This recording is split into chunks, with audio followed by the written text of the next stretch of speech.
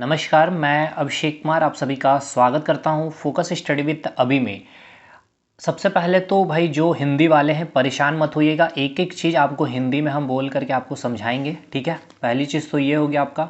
दूसरी बात, ये जो आपका क्वेश्चन है बहुत ही अच्छा क्वेश्चन है सर, और यकीन मानिए ये क्वेश्चन ऐसा था जो आप विथ इन सेकेंड, ठीक है, विथ इन सेकेंड इस क्वेश्चन को आप सॉल्व कर सकते थे 8 से 10 मिनट के अंदर, सॉरी 8 से 10 सेकंड के अंदर इस क्वेश्चन को आप सॉल्व कर सकते थे। और ये वो क्वेश्चन है जो आपके आरआरसी ग्रुप डी में आप देख सकते हैं पूछा गया है, और ये एक बार नहीं कम से कम 15 से 20 बार ये क्वेश्चन को रिपीट किया गया था। बस डाटा चेंज किया गया है सर। यहाँ जैसे 40 सेंटीमीटर है, यहाँ अगर आप बात किया जाएगा इरेक्ट, तो वहाँ पर केवल आपको क्या किया गया था, इन्वर्टेड कर दिया गया था, ठीक है। बस इतना सा खेल किया गया था, और ऑप्शन को भी बस यही रखा गया था। अगर यहाँ पे जैसे 40 सेंटीमीटर है तो उसके अकॉर्डिंग यहाँ इन्होंने सेट किया, और इस प्रकार से ये सारा चीज़ था। तो आप इस सीरीज़ को ज़रूर फॉलो करिएगा अगर आप एएलपी टेक्नीशियन की तैयारी कर रहे हैं तो, ठीक है।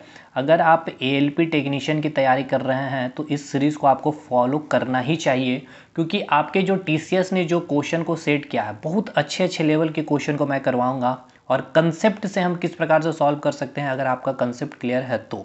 सबसे पहले क्वेश्चन समझते हैं। आपको एक लिंक दिया हुआ है टेलीग्राम ग्रुप का, जितने भी एएलपी टेक्नीशियन के खास करके स्टूडेंट्स हैं जरूर से ज्वाइन कर लीजिएगा। और कहीं ना कहीं हम जो है अब आप लोगों के लिए इंजीनियरिंग ड्राइंग की, ठीक है, ऑलमोस्ट कंटेंट रेडी है, थोड़ा बहुत बचा हुआ है, उस पर भी काम चल रही है, और बहुत जल्द जैसे ही नोटिफिकेशन मिल जाए तो हम लोग स्टार्ट भी करेंगे क्लासेस को, ठीक है। मैथ्स की क्लासेस चल रही है जो आपके आगामी एएलपी टेक्नीशियन की एग्जामिनेशन है, चाहे जेई की है, जो प्रीवियस ईयर के क्वेश्चन आए हैं उस पर भी काम चल रहा है। लक्ष्मण सर क्लास ले रहे हैं तो जरूर अटेंड करिएगा, ठीक है।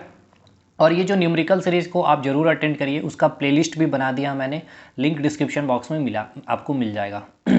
सबसे पहले क्वेश्चन समझते हैं कि क्वेश्चन क्या बोल रहा है। देखिए क्वेश्चन में बोला गया है कि एक नाम है रोहित, ठीक है। उसको पहले इंग्लिश में पढ़ लेते हैं फिर हिंदी में समझेंगे। Rohit wants to have an erect image of an object, ठीक है। रोहित हिंदी में, ठीक है, रोहित जो है वो चाहता है इरेक्ट इमेज। इरेक्ट इमेज को हिंदी में बोलते हैं यानी कि सीधा, ठीक है, सीधा प्रतिबिंब चाहिए उसको किसी ऑब्जेक्ट का, और वो जो मिरर को यूज़ कर रहा है उसको हम बोल रहे हैं कन्वर्जिंग मिरर, ठीक है। कन्वर्जिंग मिरर यानी कि अभिसारी दर्पण, ठीक है, अभिसारी दर्पण इसको कहेंगे हिंदी में। ऑफ फोकल लेंथ, जिसकी फोकस की जो लंबाई है, ठीक है, वो कितनी है, 40 सेंटीमीटर है। तो आपको बोला गया है find the range of distance where the object can be placed in front of the mirror. मतलब आपसे पूछा गया है कि आप जो ऑब्जेक्ट को रखेंगे मिरर के फ्रंट में, कितने डिस्टेंस में आप रखेंगे जिससे कि उसकी इमेज कैसी बननी चाहिए, इरेक्ट बननी चाहिए यानी कि सीधी प्रतिबिंब बननी चाहिए, और उसकी जो फोकल लेंथ आपको दी हुई है 40 सेंटीमीटर दी हुई है।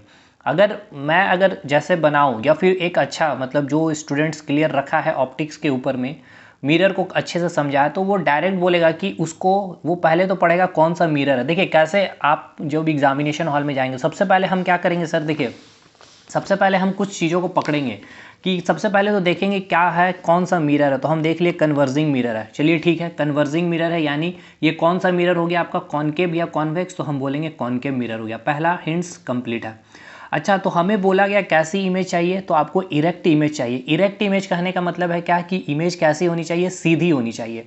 तो अब हम एक चीज़ ये दौड़ाएंगे कि कॉनकेव मिरर में जो इमेज सीधी फॉर्मेशन जो होती है, ठीक है, ये फॉर्मेशन केवल और केवल एक कंडीशन होता है। वो कंडीशन क्या होता है, अगर ऑब्जेक्ट को आप फोकस और पोल के बीच में अगर आप रखते हैं तब जाकर के इमेज कैसे बनती है, इरेक्ट बनती है, ठीक है। यानी इरेक्ट को हिंदी में बोलते हैं सीधा, ठीक है, सीधा प्रतिबिंब आपका बनता है, इरेक्ट इमेज बनता है। तो पहला चीज़ आपको यहाँ से ये पता चल गया कि आप ऑब्जेक्ट को कहाँ रखेंगे, फोकस और पोल के बीच में रखेंगे। और दूसरा आपने देखा कि फोकल लेंथ आपको 40 सेंटीमीटर दे दिया गया है। मतलब फोकल लेंथ किसको बोलते हैं, पोल और फोकस के बीच की जो दूरी होती है उसके हम बोलते हैं फोकल लेंथ, यानी कि वो आपको दिया हुआ 40। इट मीन्स ऑब्जेक्ट फोकस और पोल के बीच में, तो कहीं ना कहीं इसकी वैल्यू जो आएगी, जो आप ऑब्जेक्ट को रखेंगे वो 40 से कम होगा। तो हम डायरेक्ट ऑप्शन नंबर सी टिक करके जाएंगे। देखिए कोई भी कॉपी पेन की ज़रूरत नहीं पड़ेगी, लेकिन हम इसको समझेंगे, जो स्टूडेंट्स को नहीं है उसको हम समझाते हैं। अब चलिए ठीक है, चलिए सबसे पहले हमने देखा कि क्वेश्चन में क्या दिया हुआ है, कन्वर्जिंग मिरर है। तो सबसे पहले कन्वर्जिंग मिरर है, तो हमने समझ में आ गया कि converging mirror in the sense कि यहाँ पर बात की जा रही है कनकेव मिरर की। तो सबसे पहले हम एक फिगर बनाएंगे कनकेव मिरर की, ठीक है। देखिए बने रहिएगा इस चैनल पर, आप लोग जो लोग भी हैं, आपको एक एक अच्छा कंसेप्ट हम आपको दे करके जाएंगे और बहुत डिटेल में भी सारी टॉपिक को भी हम लोग पढ़ेंगे, ठीक है। ये चीज़ क्लियर हो गया आपका, ठीक है। एक मिनट, तो चलिए हमने पता चल गया है क्या कि ये कौन सी मिरर है, तो ये कॉनकेव मिरर है। क्यों, कैसे पता किए, तो आपको क्वेश्चन में गिवन है क्या, कन्वर्जिंग मिरर है। तो हम सबसे पहले कॉनकेव मिरर के कुछ प्रॉपर्टीज़ को समझ लेते हैं। देखिए सर, कॉनकेव मिरर है ये, इसे हम क्या बोलते हैं, प्रिंसिपल एक्सिस कहते हैं, ठीक है। इस जो मिरर है आपका, उसका जो मिडिल पॉइंट होता है उसे हम क्या नाम देते हैं, पोल कहते हैं, ठीक है। उसके बाद ये जो मिरर है कभी ना कहीं ये क्या था, सर्कल था, यानी कि इसका क्या होगा, एक सेंटर होगा। कोई भी सर्कल है, जैसे कि मैं आपको समझाऊं, देखिए ये क्या है, आपका सर्कल है, ठीक है, या स्फेरिकल फॉर्म में एक आपका मिरर था, ठीक है। जैसे कि आप घर में चूड़ी देखते होंगे, आपकी मम्मी या फिर दीदी लोग चूड़ी पहनती है, ठीक है। जब आप इसको बीच से कट करते हो, आपने चूड़ी से खेला भी होगा, तो देखिए जब आप इसको हाफ करेंगे, है ना, तो ये वाला जो आपको सेक्शन दिख रहा है ना, ये वाला, ठीक है, ये सेक्शन को आप लीजिए। तो पहले ये बताइए कि ये जो गोल सा आकार आपको जो चूड़ी दिख रहा है, इसका कहीं ना कहीं तो सेंटर होगा, ठीक है। ये आपका सेंटर हो गया, क्लियर। आपने क्या किया, इस चूड़ी को तोड़ दिया, इस प्रकार से बीच में फाका कर दिया, आपने कट कर दिया, तो ये आपका एक सेक्शन मिला। तो ये मिरर ही यही फॉर्म है, ये जो आप देख रहे हैं ना, ये वाला, ये जो चीज़ है आपको, ये मिरर आपको यहाँ पे मैं बताना चाह रहा था। तो इट मीन्स ये कभी ना कभी जो गोल थी, तो इसकी एक क्या होगी, सेंटर होगी। तो आप कहेंगे बिल्कुल सर, इसका मान लेते हैं ये आपका क्या होगा, सेंटर होगा, ठीक है। अब एक चीज़ ये क्लियर रखना है आपको कि सेंटर इधर होगा या इधर होगा। तो ये बताइए, ये गोल किधर बनेगा, इधर बनेगा या फिर इधर से बनेगा, गोल इधर से बनेगा, तो सेंटर किधर होगा, इधर होगा, क्लियर। अब देखिए सेंटर और पोल के बीच, ठीक है, जो दूरी है, इसको ये आप क्या कहेंगे, रेडियस कहेंगे या नहीं कहेंगे। जैसे कि ये आपकी जो चूड़ी है, ठीक है, इसके बीच क्या पॉइंट है, सेंटर है। इस सेंटर से आप इसके जो भी, ठीक है, सरकमफेरेंस को टच करेंगे, इसके परिधि को टच करेंगे, वो क्या होगा, रेडियस होगा। तो उसी प्रकार जब सेंटर और पोल ये जो डिस्टेंस होता है, इसको हम क्या नाम देते हैं, सेंटर ऑफ कर्वेचर, या फिर आप बोलते हैं इसको त्रिज्या, ठीक है। इसी को क्या है, हिंदी में बोलेंगे त्रिज्या बोलेंगे, ठीक है। सेंटर और पोल का जो हाफ डिस्टेंस होगा, ठीक है, अगर ये डिस्टेंस मान लेते हैं सेंटर और पोल से, ये डिस्टेंस अगर 10 सेंटीमीटर है, तो सेंटर और ये जो इसका 10 सेंटीमीटर है, तो 10 का आधा कितना होगा, 5। तो ये जो 5 आया, यानी कि ये जो हाफ जो डिस्टेंस होता है उसको हम बोलते हैं फोकस, और पोल और फोकस के बीच के जो डिस्टेंस होता है उसको हम क्या नाम देते हैं, फोकल लेंथ। इतना आपको क्लियर हुआ। सबसे पहले हमने देखा जो मिरर है, मिरर का जो ये जो आपका जो ये मिरर हमने जो इस तरह से कट कर दिया, ये जो सेक्शन मिला, इसका मिडिल पॉइंट क्या होगा, ये होगा। इस पॉइंट को हमने क्या कहा, पोल कहा। इसका एक सेंटर होगा बीच में, इसको हमने कहा सेंटर या सेंटर ऑफ कर्वेचर, ठीक है। इसी को हम सेंटर ऑफ कर्वेचर क्या बोलते हैं, केंद्रक बोलते हैं, ठीक है। सेंटर और पोल के बीच की जो दूरी होती है उसको हम क्या बोलते हैं, रेडियस बोलते हैं, ठीक है। क्या बोलेंगे इसको, रेडियस बोलेंगे या फिर त्रिज्या कहेंगे। उसके बाद ये जो त्रिज्या का आधा होता है उसको हम क्या कहते हैं, फोकस कहते हैं। और पोल और फोकस के बीच की जो डिस्टेंस होती है उसको हम क्या नाम देते हैं, फोकल लेंथ कहते हैं। इतना आपको क्लियर हो गया होगा। अब देखिए आपको यहाँ पे एक चीज़ आपको पता होना चाहिए, कॉनकेव मिरर की कुछ प्रॉपर्टी है। जैसे कि मैं आपको यहाँ बताऊँ, ये आपको यहाँ पर मैं आपको कुछ चीज़ें बता रहा हूँ, कुछ इंपॉर्टेंट पॉइंट है, इसको आपको याद रखना होगा। याद इन द सेंस क्या कि इसको हम लोग समझेंगे भी जब डिटेल पढ़ेंगे। तो देखिए ये हो गया आपका इक्वल, ठीक है, ये हो गया आपका लार्ज, और ये हो गया आपका स्मॉल। ये क्या है मैं आपको समझाता हूँ। देखिए ये आपका कहीं ना कहीं ये इन्फिनिटी है आपका। जब ऑब्जेक्ट आपका इन्फिनिटी में होगा तो इमेज कैसा बनेगा, छोटा बनेगा। मतलब यहाँ पर अगर आपने इमेज रखा, ये देख लीजिए, ये प्रिंसिपल एक्सिस से ये जो ऊपर ये ऑब्जेक्ट आपका, ये जो हो गया ये ऑब्जेक्ट है, इसकी अगर आप कहाँ रख रहे हैं, इन्फिनिटी में मान के चलिए, यहाँ हमने इन्फिनिटी में रखा है। तो जब आप इन्फिनिटी में रखेंगे तो इमेज कैसा बनेगा, स्मॉल बनेगा। अगर इसकी हाइट, ये जो ऑब्जेक्ट है इसकी हाइट अगर 10 सेंटीमीटर है, तो इसकी जो इमेज बनेगी वो 10 सेंटीमीटर से छोटी होगी, 8 सेंटीमीटर, 7 सेंटीमीटर या कुछ भी होगा। उसी प्रकार जब आप इन्फिनिटी और सेंटर के बीच में अगर रखेंगे तो भी इमेज की जो हाइट होगी वो कैसी होगी, स्मॉल होगी। जब आप सेंटर पर रखेंगे तो इमेज की हाइट कैसी होगी, इक्वल होगी। अगर आप इमेज ऑब्जेक्ट को सेंटर और फोकस के बीच रखते हो तो इमेज कैसा बनेगा, लार्ज। मतलब यहाँ आपने रखा, इसकी हाइट 10 सेंटीमीटर है, तो इसका जो इमेज बनेगा इस मिरर के कारण, ठीक है, इस मिरर पे इसका इमेज बनेगा, तो ये जो इसका इमेज बनेगा वो इसका अगर ऑब्जेक्ट है, इसकी हाइट अगर 5 है तो इसकी जो इमेज बनेगी वो 7 सेंटीमीटर, 8 सेंटीमीटर या 9 सेंटीमीटर, जो भी होगा इससे बड़ा ही बनेगा। इतना क्लियर। अगर आप फोकस पे रखेंगे ऑब्जेक्ट को तो इसका इमेज कैसा बनेगा, लार्ज बनेगा। अगर फोकस और पोल के बीच भी रखेंगे तो इमेज कैसा बनेगा, लार्ज बनेगा। ये हो गया आपका साइज के बारे में क्लियर कि कन्वर्जिंग मिरर में या फिर कॉनकेव मिरर में जब आप ऑब्जेक्ट को इन्फिनिटी में रखेंगे तो स्मॉल बनेगा, इन्फिनिटी और सेंटर के बीच में रखेंगे तो स्मॉल बनेगा, सेंटर पर रखेंगे तो इक्वल बनेगा, अगर आप सेंटर और फोकस के बीच रखेंगे तो लार्ज बनेगा, या फिर फोकस पे रखेंगे तो भी लार्ज बनेगा, फोकस और पोल के बीच में रखेंगे तो भी लार्ज बनेगा। क्लियर हो गया। ये आपको मैंने ऑब्जेक्ट पे बताया हूँ, मतलब कि अगर आप ऑब्जेक्ट को इन्फिनिटी में या सेंटर पे या इन्फिनिटी सेंटर के बीच रखेंगे तो इमेज का साइज़ क्या बनेगा, ये आपको समझ में आ गया।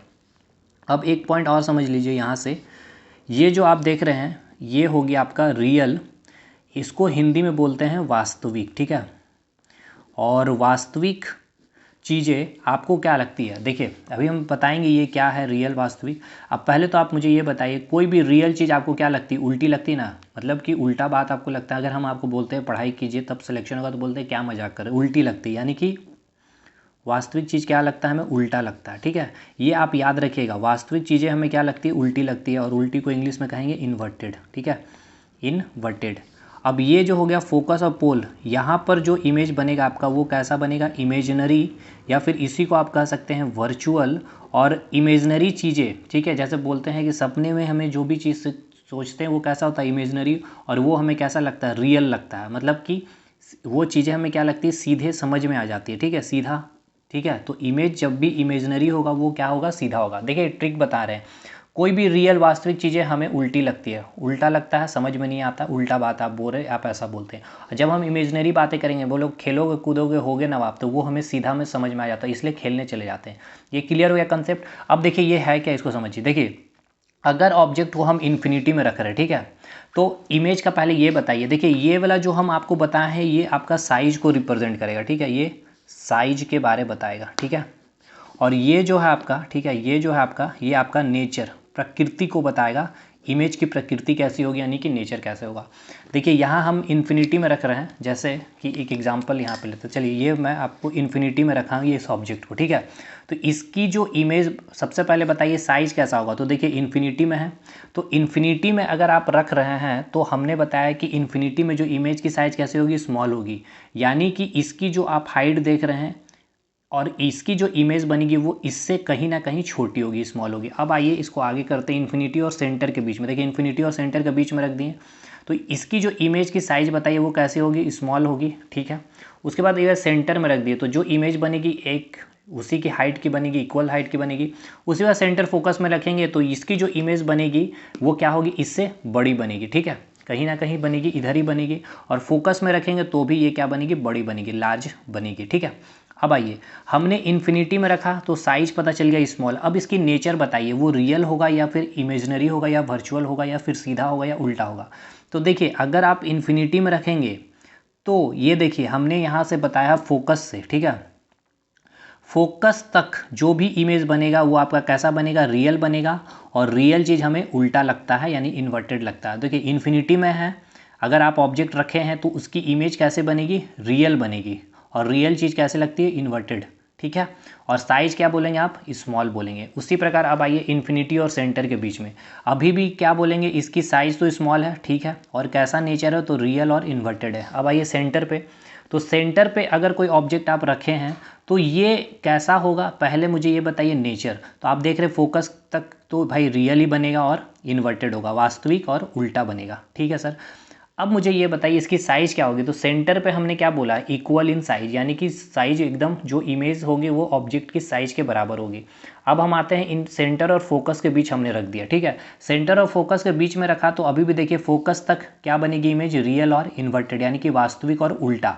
और साइज क्या होगी, तो आप देखिए लार्ज, यानी इमेज जो बनेगी लार्ज। अब फोकस पे रख देते हैं तो साइज तो लार्ज होगा, ठीक है, और नेचर क्या होगा, रियल होगा, इन्वर्टेड होगा। लेकिन जब आप फोकस और पोल के बीच में रखेंगे, ये रहा फोकस और पोल, तब क्या आप देखेंगे साइज तो लार्ज बन रहा है लेकिन नेचर क्या बन रहा है, इमेजनरी, और आपका जो इमेज बनेगा वो सीधा, यानी कि वर्चुअल और सीधा।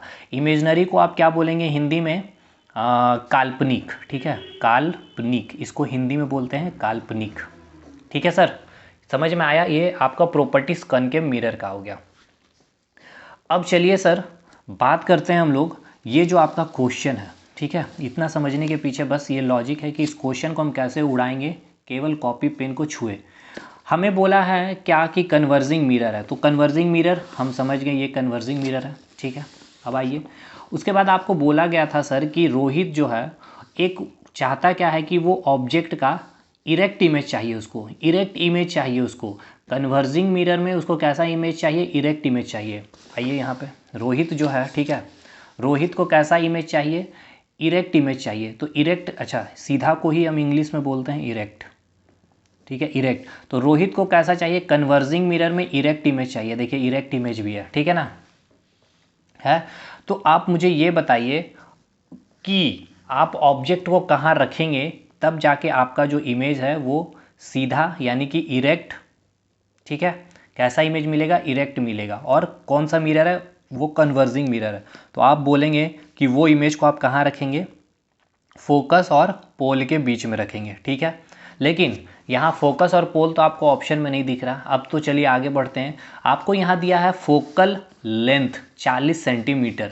तो आप मुझे ये बताइए फोकल लेंथ क्या होता है। हमने क्या बोला था कि पोल और फोकस के बीच के जो डिस्टेंस होती है उसको हम क्या बोलते हैं, फोकल लेंथ। मतलब आपको एग्जामिनर क्या किया है, ये डिस्टेंस दे दिया है 40 सेंटीमीटर, ठीक है, ये डिस्टेंस दे दिया है 40 सेंटीमीटर।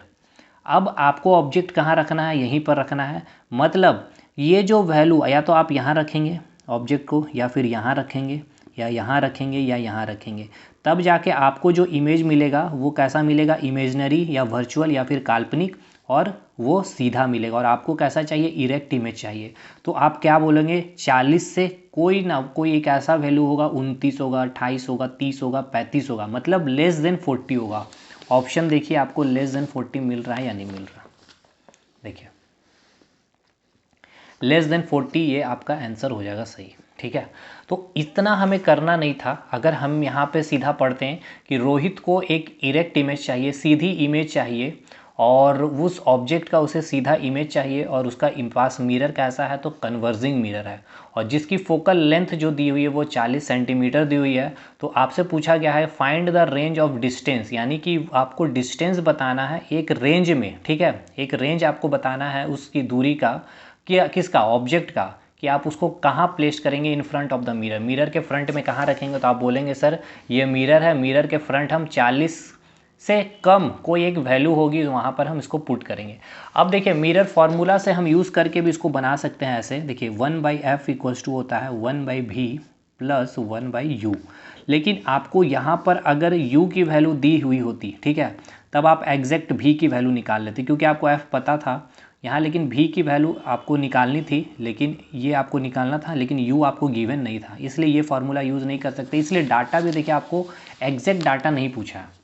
अगर एग्जैक्ट डाटा पूछा रहता तो आपसे ये बता देता है कि ऑब्जेक्ट को, मतलब कुछ तो वो बताता, भी की वैल्यू वो दे देता, ठीक है, या फिर मैग्नीफिकेशन पावर भी दे दिया होता, कुछ तो दे दिया होता, हाइट ऑफ इमेज दे दिया हो रहता कि 4 times of height of object है, तो भी ये क्वेश्चन बन जाता। तो वो बहुत टिपिकल क्वेश्चन हो जाएगा। देखिए ये तो सर हम जब 10th क्लास का जब हम मतलब सीट वगैरह प्रोवाइड करते हैं, तो आप देख सकते हैं पूरा अच्छे से पूरा एनसीईआरटी का निचोड़ रखते हैं। तो एक बार फॉलो करिए इस चैनल को, बहुत अच्छा कंटेंट देंगे और कंसेप्ट के साथ देंगे जो भी चीज़ें।